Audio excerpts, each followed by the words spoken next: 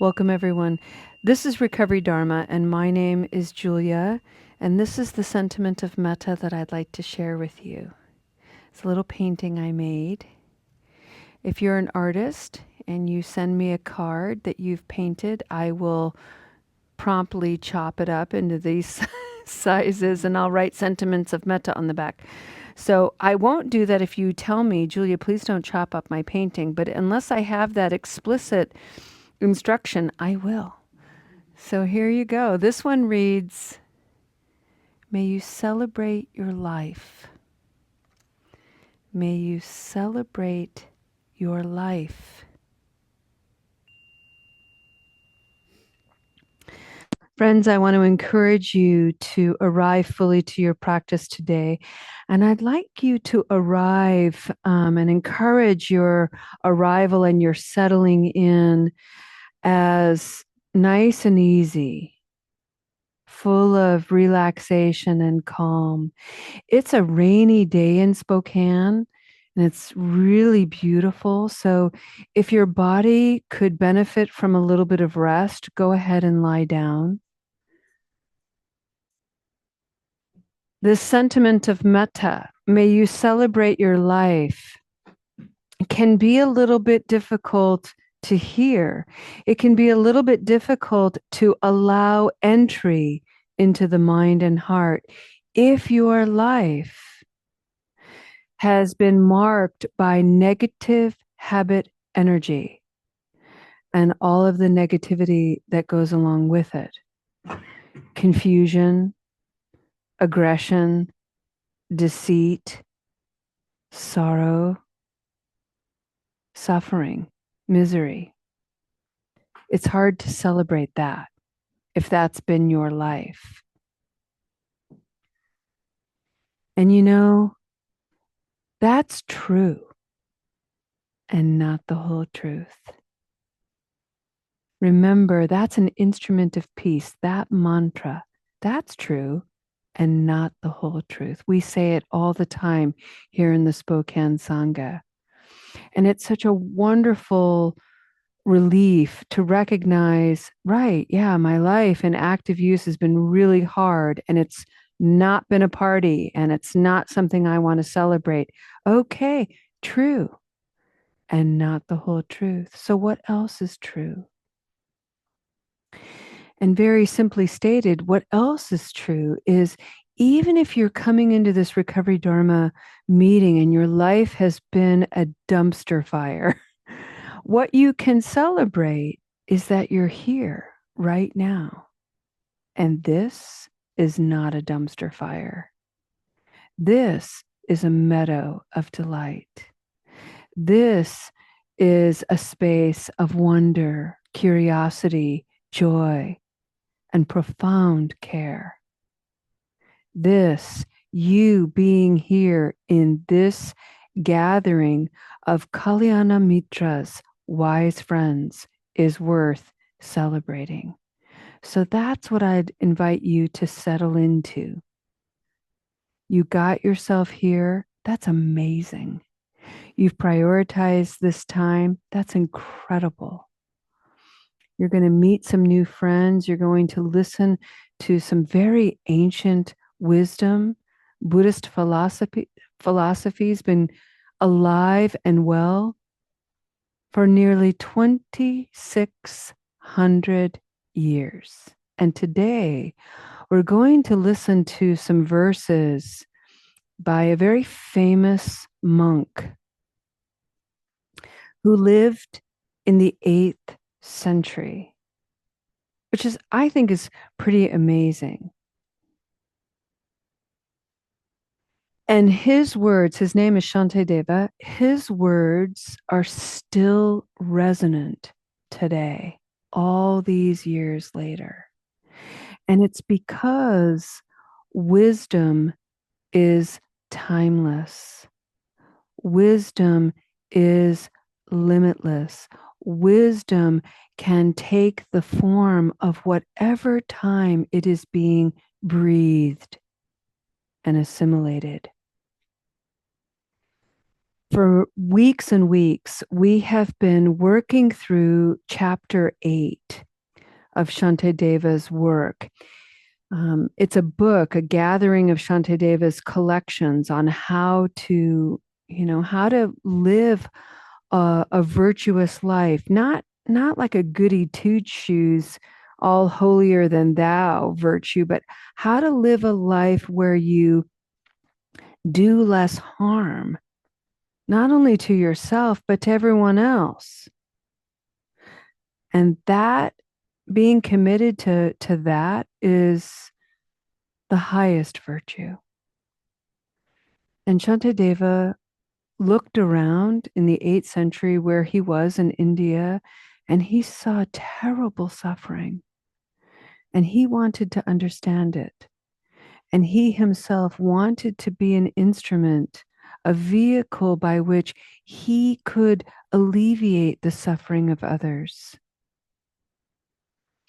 So he talked, he shared, he told stories, and people, after hundreds of years, wrote what he had to share. They wrote it down, and those collections became known as the Guide to the Bodhisattva's Way of Life. And that's what we've been reading for months and months. And we've been exploring the 8th chapter called The Cultivation of Concentration. Today, we're going to finish that chapter. So bravo us. And this particular last section of this chapter, this whole book reads like one giant poem with various verses. And Shantideva has been going to town talking about our obsessions with the body. And one of the things that he was observing, mind you, in the 8th century, he was observing all the ways people bedazzle their bodies as a way of attracting themselves to one another. And then they get careless with their bodies. They get careless with the passion of the body, and they hurt themselves and other people. He was observing how people are obsessed with youth and strength, and how people would just go to town trying to keep that youthful facade and that strength, when the reality is that we're all going to get old if we're lucky. We're going to weaken, maybe even get sick, and we're all going to die. So for him, what is up with the obsession of keeping the body looking young, keeping the body acting young, not working with the body as it is? Over-identifying with the body. He also observed in his time terrible prejudice toward people who look different, people with different skin tones, people who had various disabilities in the body, people who were injured and incapacitated. All kinds of ways we judge and define an individual based on their appearance. Shantideva wanted none of that. And he spent many verses hammering that nail. And we end on this chapter with that. And it's a wonderful reflection, because look at where we are. Here we are in the 21st century, and boy, we are still obsessed with the body, are we not? And we are still so obsessed with the body that it is a source of extraordinary misconduct and abuse, a great deal of confusion and suffering. So we have work to do.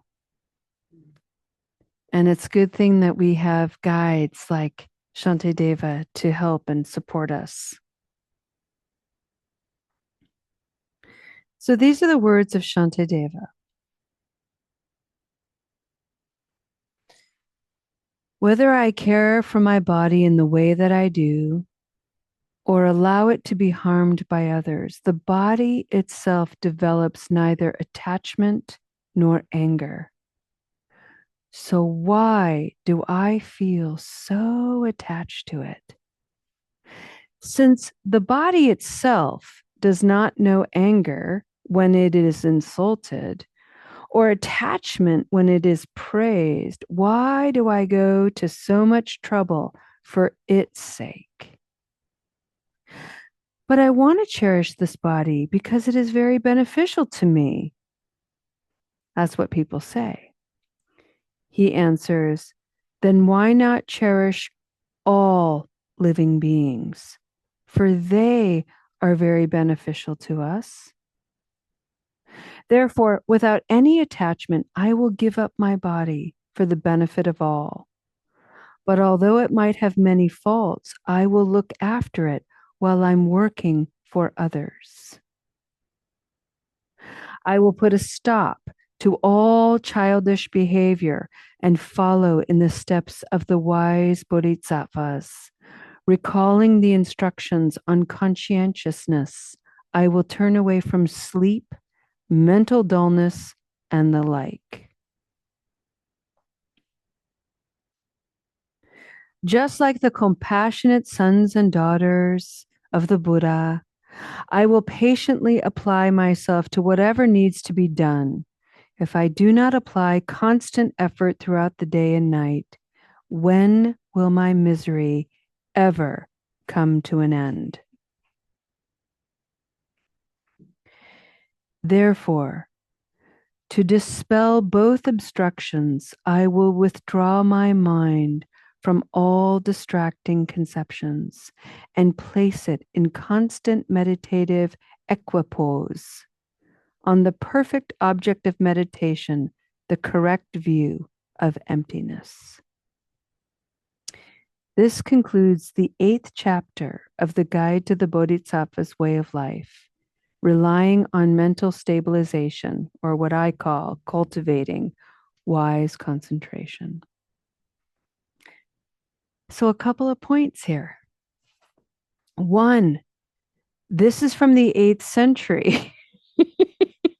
So there's some stuff here that I'm like, I get kind of crinkled by. I'm like, ugh, yuck. And then there's other parts that I absolutely love. So let's just be real about it, okay, everybody? So what I love at the very beginning of this is he's really asking us to remember that the mind is involved here with the body, right? So when somebody, even my inner critic, I shared recently about feeling a little insecure about how I'm going to look in my bee suit. I just feel like a marshmallow in my bee suit, kind of roly-poly, not pretty, all the things, right? And that's because I've got some inner critic that's really judging me for my appearance, my weight, blah, blah, blah, blah. And what Shantideva is saying is, if I take this really personally, Shantideva is saying to me, Julia, your body can't hear these insults or this negativity. So why are you taking this so personally? Why are you upset? Why are you insecure? Your body is just your body. And I answer it with, right, my body isn't feeling these insults, isn't feeling these insecurities. My mind is. And my mind is the creator of these stories and judgments.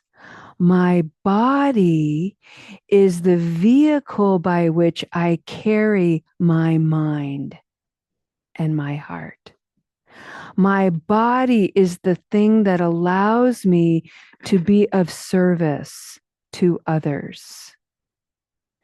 So if I neglect, if I abuse my body in whatever way I do it, because of the stories in my mind, I limit my capacity to be of benefit to others. And this is where he's talking about, I will give up my body for the benefit of all. He's not talking about giving up his life. He's talking about giving up these obsessions. He's talking about not allowing his mind to drive his life and to keep his body in as good health as he can so that he can continue to be of service to others. I like how he says, I will turn away from sleep, mental dullness, and the like. He's not talking about not sleeping. He's talking about using sleep and dullness as cultivating laziness or distraction. He's talking about exercising the body so that it can stay alert, active, healthy.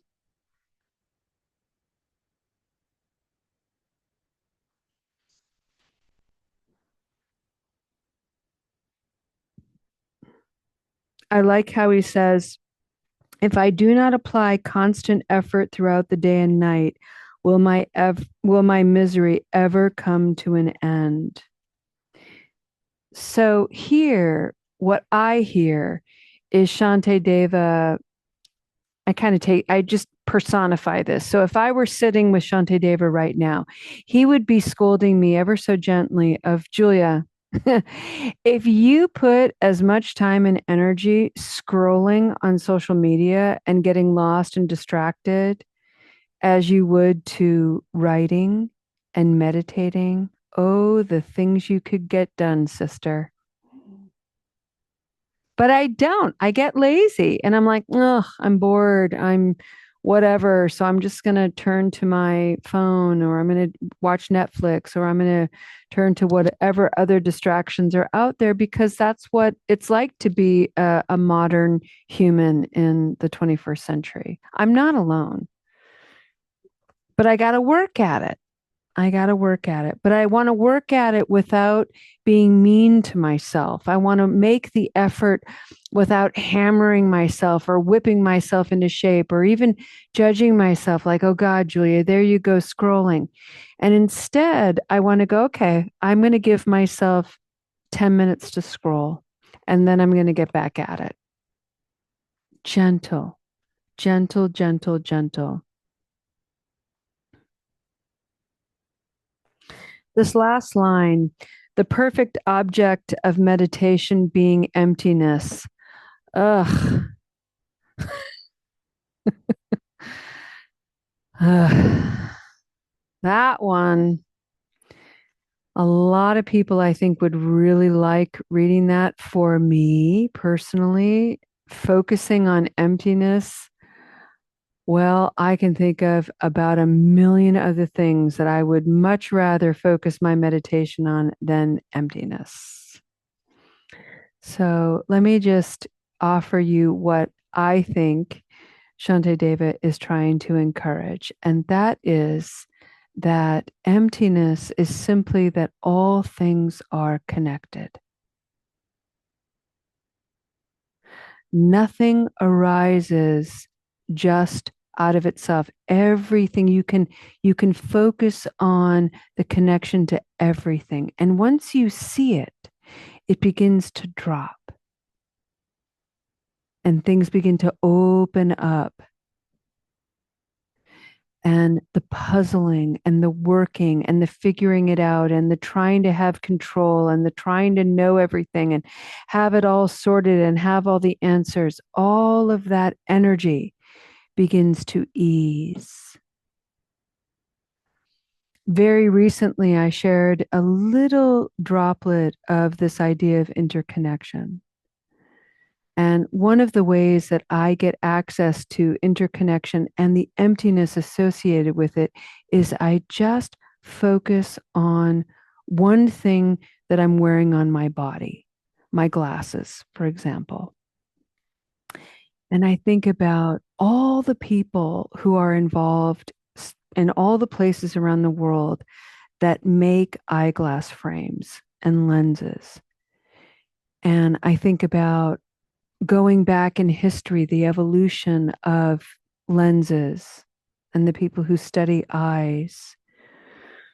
I think about all the people who are driving trucks and flying planes to get these glasses to a store. all the people who work in the store to shelve them. It goes on and on and on. Thousands and thousands and thousands of people are connected to the glasses that I have on my face.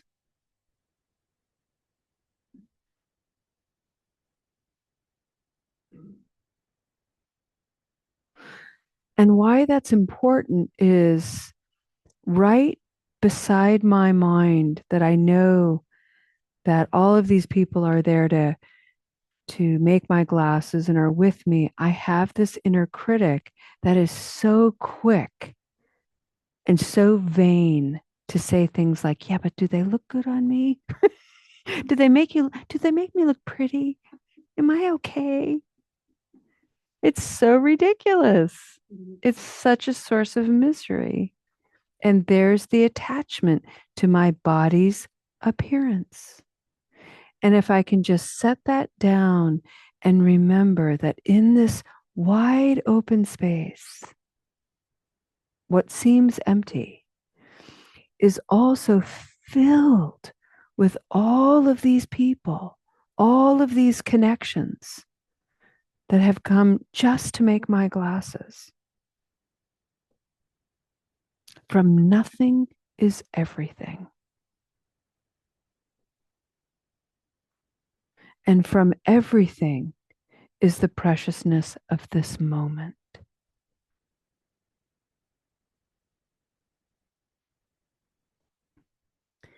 So, for the next couple of minutes of silence, come to this moment in your body fully, this beautiful body, exactly as it is, that brought you to this incredible space and time, this moment of reflection, this moment of connection. You did that, and it's amazing.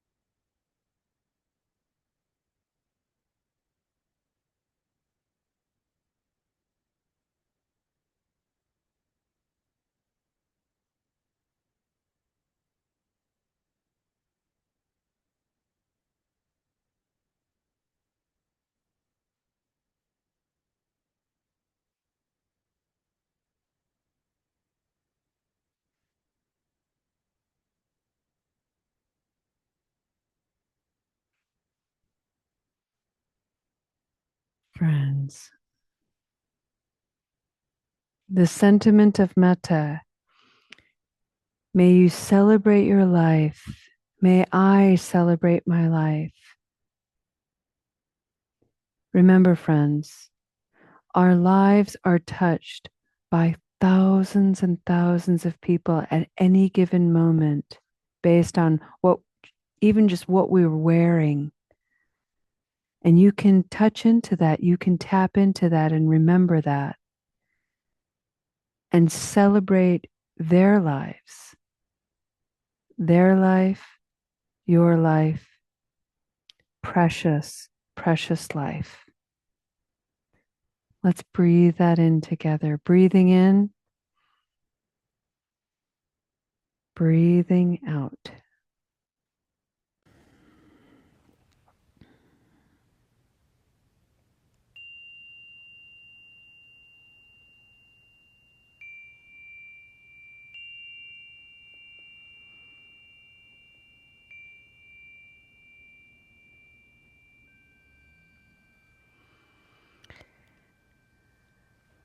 Oh, so just beautiful, beautiful shares and a reminder of this precious human body, this precious body that can carry our thoughts and our feelings and our moods and our stories all around us. And we, at every moment of every day, have a choice. We can either continue to entertain our propensity to perpetuate harm, or we can do something new in the way of maybe even enacting and embodying the four limitless qualities that we talk about here: loving kindness, compassion, joy, and equanimity, which is freedom. So with that, friends, we meet tomorrow at 10:30 in the morning. We're going to continue our conversation on the fourth noble truth, which is there is a way out of misery. There is a way to understanding our actions and our minds such that we can really come into the presence of the moment, expand it out, and experience a little bit more joy. But it doesn't happen in the absence of practice, which is what the fourth noble truth really is. It is a practice over and over and over again. And that brings to mind, I was having a conversation a while ago with one of the monastics up at Sravasti Abbey, and I was sharing with her an attitude that I encounter with a lot more regularity than I want. It's actually kind of sad, which is, and it's in recovery circles. And what the attitude that I come across is usually from people in more supportive roles. And they'll say things about their loved one who's working a recovery program. They'll say, God, they just go to meetings all the time now. That's their new addiction. That's part of their addiction. Their addictive personality is they keep going to meetings over and over and over again. And maybe you've heard that. Maybe you've been told that. And it landed in my mind and in my heart one day as incredibly painful. Yeah. It was just such an accusation that I thought, wow, in what way is that remotely helpful? So I was talking to this nun and I said to her, I really need a little bit of help with a comeback, with some way of helping somebody really understand this. And she just was so quick. She just said, well, going to meetings is an act of virtue. It's a very positive thing to do. And say it is an addiction. What would you rather somebody be addicted to? Something really positive that's healing and illuminating and helpful, or something that isn't, that's harmful and negative? And she's like, the choice is so obvious. So let's keep choosing to lean toward the light, to lean toward loving kindness and compassion, to lean toward options of healing. It's a radical thing to do, it seems to me, in this day and age. So tomorrow and Friday, we'll continue to talk about that. Lo has posted in the chat the link to Soul Center so you can see our meetings Monday through Friday. Remember that this weekend is not a Sate Seva weekend. That's the first and third Sunday and Wednesday of the month. So we'll meet again on Sunday, May 3rd. We're going to continue to talk about the mindfulness practice of openness. I want to remind everybody that we record these sessions, so you can listen to them on our podcasts. You can find us on YouTube. There's a lot of content even on our website. I was referring this to someone and recently, if you go way back, if you scroll into some of our older content in our library, there's all kinds of meditations available there, heart mind meditations and so on. Everything is offered freely. And so this is just our way of encouraging you to frame your day in these Buddhist practices and principles. May they just encourage you to keep going. May you feel supported. May you never feel alone. And if you're having trouble sleeping, I hear that my meditations and Marty's are particularly good for night time. On Saturday, we have a Reiki sound bath. If you want to join us, you can join us in person and online. This is a wonderful way to restore the body. and the mind. You can join us for that. Email me with any questions or concerns. Fair warning, I do have a tendency to write lengthy emails. You just get Julia's thoughts for the morning. There you go. I think they're pretty coherent and they're often kind of fun. That's at least the story I tell myself. All righty, friends, let's go ahead and end our practice today with a dedication of merit. And we're going to come back to the body. And if you want to, you can even put your hand on your heart. That feels at ease. And just take a deep breath.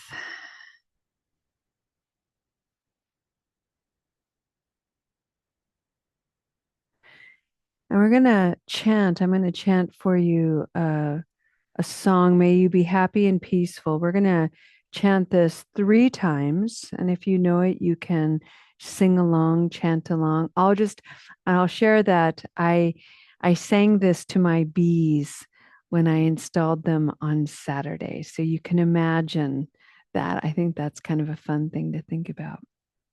It goes like this. May you be happy and peaceful. May you be healthy and strong. May you be safe and protected. May you live with ease. May you be happy and peaceful. May you be healthy and strong. Ooh, strong. May you be safe and protected. May you live with ease. May you be happy and peaceful. May you be healthy and strong. May you be safe and protected. May you live with ease. Take that in, friends.